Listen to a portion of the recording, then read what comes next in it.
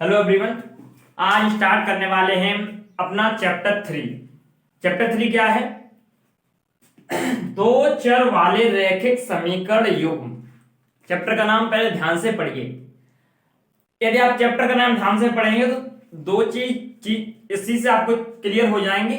देखिए, दो चर वाले रैखिक समीकरण युग्म, यानी कि पहले रैखिक समीकरण युग्म पढ़ने से पहले हम क्या पढ़ेंगे? दो चर वाले रैखिक समीकरण, यानी उसको समझेंगे। सॉरी, पहले ये समझेंगे दो चर वाले रैखिक समीकरण होते क्या हैं। दो चर वाले रैखिक समीकरण मींस दो चर का मतलब दो राशियां, दो चर राशियां। दो चर राशियां का मतलब x एंड y कुछ भी हो सकती हैं, और u एंड v, है ना। दो चर वाले रैखिक समीकरण, ठीक है। तो दो चर, एक बात समझ में आई, दो चर हैं, दो चर राशियां u v x y z कुछ भी हो सकता है। दो चर वाले रैखिक का मतलब, रैखिक मींस, देखिए, रैखिक का मतलब होता है उस चर राशि की अधिकतम घात कितनी हो? 1। उस चर राशि की अधिकतम घात कितनी हो? 1। कितनी हो? 1। दो चर वाले रैखिक समीकरण तो आप जानते हैं, n इक्वल टू 0 लगा दें, कोई बहुपद लिखें ax प्लस के by प्लस के c, यानी उसके इक्वल टू में 0 लगा दें तो वो हो जाता है समीकरण, एंड यदि इक्वल टू में 0 न लगा तो वो होता है बहुपद। दो चर वाले रैखिक समीकरण युग्म, यानी कि दो चर राशियां हों उस समीकरण में एंड उसकी जो अधिकतम घात हो वो 1 हो, तो दो चर वाले रैखिक समीकरण। युग्म का मतलब जोड़ा, पहले ये समझे दो चर वाले रैखिक समीकरण क्या होते हैं, फिर युग्म मतलब जोड़ा, है ना। तो उसको समझेंगे। देखिए, देखते हैं वह समीकरण जिसको ax प्लस के by प्लस के c इक्वल टू 0 के रूप में लिखा जा सके, जहां a एंड b क्या नहीं है? 0। जहां a और b क्या है? रियल नंबर्स, a और b वास्तविक संख्याएं हैं और ये 0 नहीं होनी चाहिए, तो हम इसे क्या कह सकते हैं? यह एक हमारा रैखिक समीकरण है। क्या है? रैखिक समीकरण। रैखिक समीकरण युग्म नहीं, रैखिक समीकरण। एंड अब रैखिक समीकरण युग्म क्या होते? यानी कि जैसे a1x v1y प्लस के c1 equal to 0 and a2x v2y plus के c2 इक्वल टू 0, ये जो इक्वेशन लिखे हुए हैं, है ना, प्लस, सॉरी ये प्लस नहीं, कॉमा अभी हम तो ये जो हमारे दो समीकरण लिखे हुए हैं ये रैखिक समीकरण युग्म है। यानी कि इनकी जो हम परिभाषा लिखेंगे वो कैसे लिखेंगे? देखिए, इसकी तो हम लिखेंगे वह समीकरण जिसको ax प्लस के by प्लस के c इक्वल टू 0 के रूप में लिखा जा सके, वो हमारा क्या होता है? रैखिक समीकरण, है ना। जहां abc क्या है? abc रियल नंबर्स है एंड a और b 0 नहीं होना चाहिए,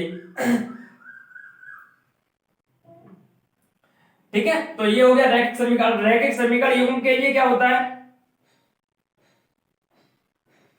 यानी कि दो चर x और y में ये जो इक्वेशन लिखा हुआ है ये क्या है? हमारा रैखिक समीकरण युग्म।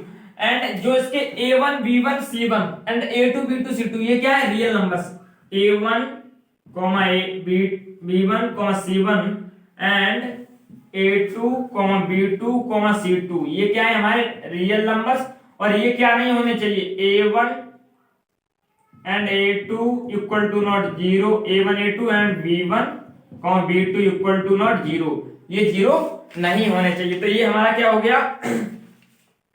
साथ में c1 भी लिख ले, c1 equal to not 0 and c2 equal to not 0, ये हमारे 0 नहीं होने चाहिए। तो ये जो इक्वेशंस लिखे हुए हैं वो हमारे क्या है?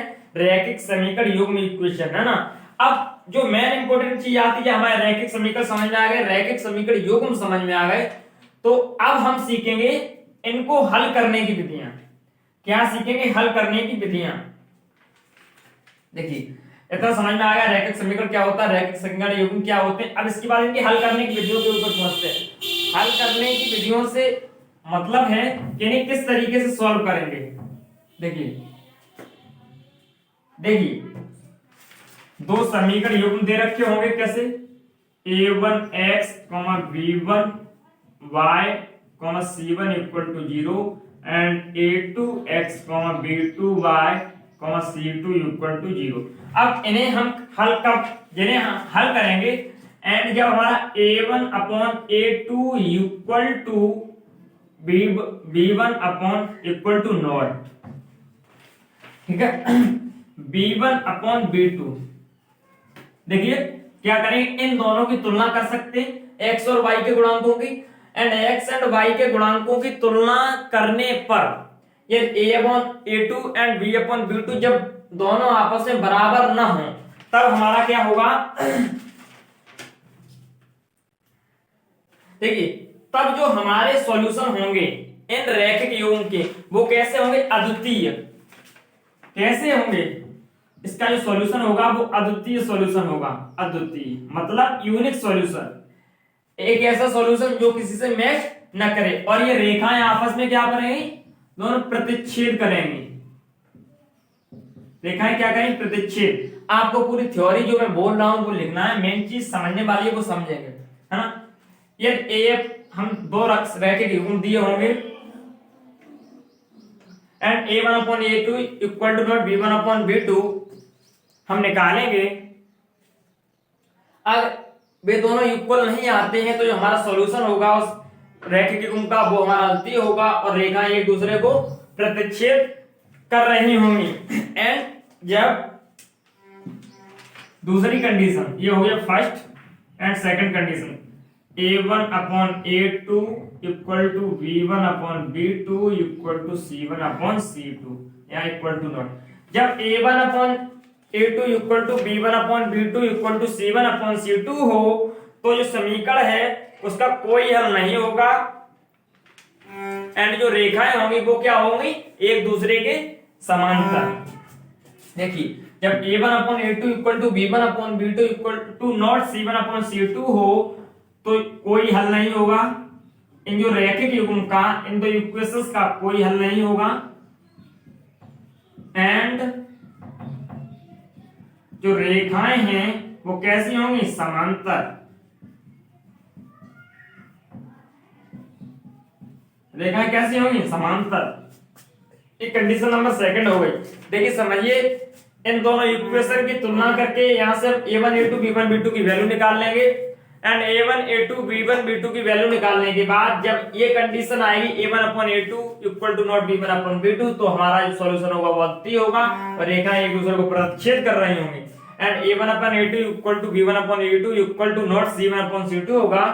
तो इस इक्वेशन का रैखिक युग्म का कोई हल नहीं होगा एंड जो रेखाएं होंगी वो एक दूसरे के समांतर होंगी। अब कंडीशन नंबर सेकंड, जब तीनों इक्वल हों, कैसे, ये condition number third, a1 upon a2 equal to b1 upon b2 equal to c1 upon c2, जब ये कंडीशन होगी तो देखिए क्या होगा,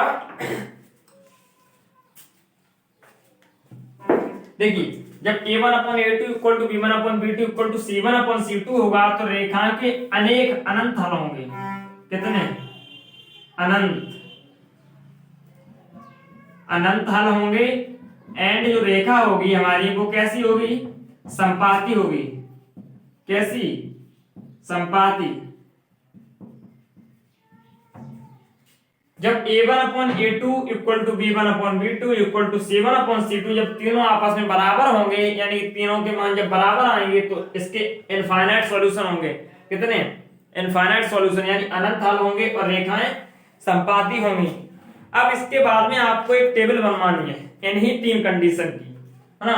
तो कंडीशन की आप टेबल बनाएंगे, हम आपको बनवाते हैं, देखिए कैसे टेबल बनेगी। ये बेसिकली आपके समझ में आ गया। दोनों इक्वेशन की तुलना कर लेंगे, a1 a2 b1 b2 c1 c2 की वैल्यू निकाल लेंगे और इस तरीके से रखते जाएंगे एंड फिर इसका जो सॉल्यूशन होगा वो इस तरह से होगा। अब आगे कैसे हल करना होगा वो हम आपको बताएंगे, है ना। एंड जो अब आपका टाइम खत्म होगा, देन देखिए अब जो है आपकी हमें सारणी बनवानी है। अब सारणी बनवानी है तो सारणी हम देखेंगे नेक्स्ट वीडियो में एंड अभी क्योंकि हमें निकलना है तो बस आज के लिए इतना ही। इसको पढ़ें और तैयार करें। All the best.